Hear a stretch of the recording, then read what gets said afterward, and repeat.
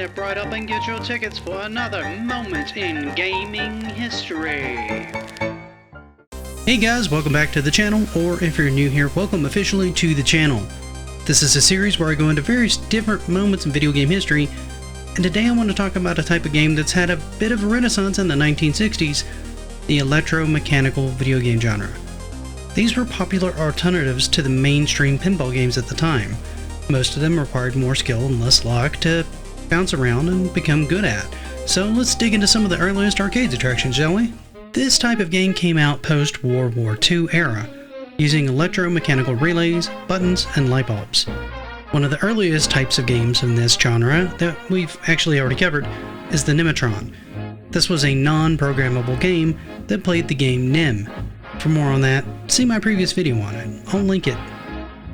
These continued to progress over the years, with games like Drive Mobile that used a steering wheel to control a model car over a painted road on a metal drum. In the 1950s, these games would start to use a timer. This basically set a time limit on how long the player could play and created a sense of urgency for the player to try to get the highest score in the allotted time. Eventually, the popularity of the arcade would start to wane in the early 1960s.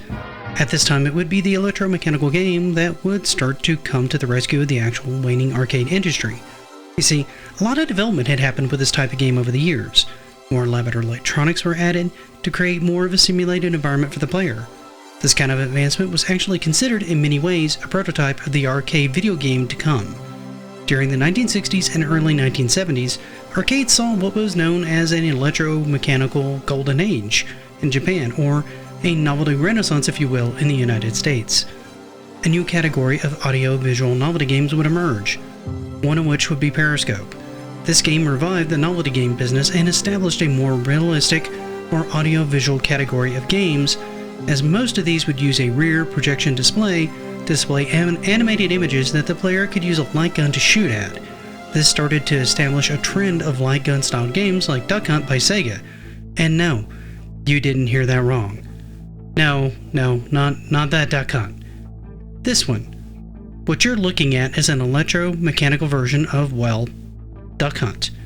Okay, well, maybe not this one specifically. This is one made by Midway in like 1970, but it's a similar style design that I found, but looks very close to the idea behind the Sega one. Look, the point is, same name, different game, okay?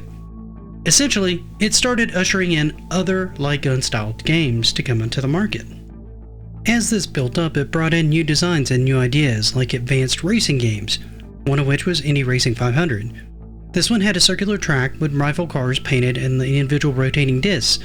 These would be illuminated by lamps which produced graphics, giving it a pseudo 3D first-person perspective on the main screen, resembling in many ways a windscreen view. This one even had collision detection and electronic sounds for the cars themselves, giving it a greater sense of realism. This sold over 2,000 arcade cabinets in Japan, and would be licensed for release in the United States as Speedway, going on to sell over 10,000 units in the States, becoming one of the biggest arcade hits in years. This would move even more into sports with games like Bally Bowler. This looked much like a skee-ball machine you might see in a Dave & Buster's today, but instead of rolling the ball into various different slots for points, you'd roll them down to a fixed set of pins.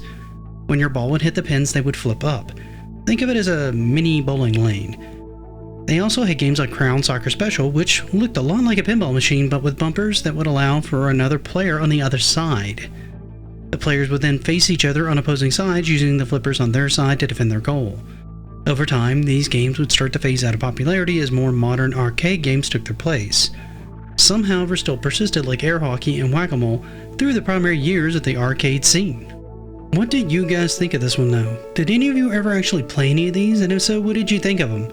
Let me know in the comments. While you're there, if you could do me one more favor, please leave this video a like. And if you haven't, consider subscribing. It actually really helps out my channel. However, for now, thank you once again for spending part of your day with me, and until next time, happy gaming!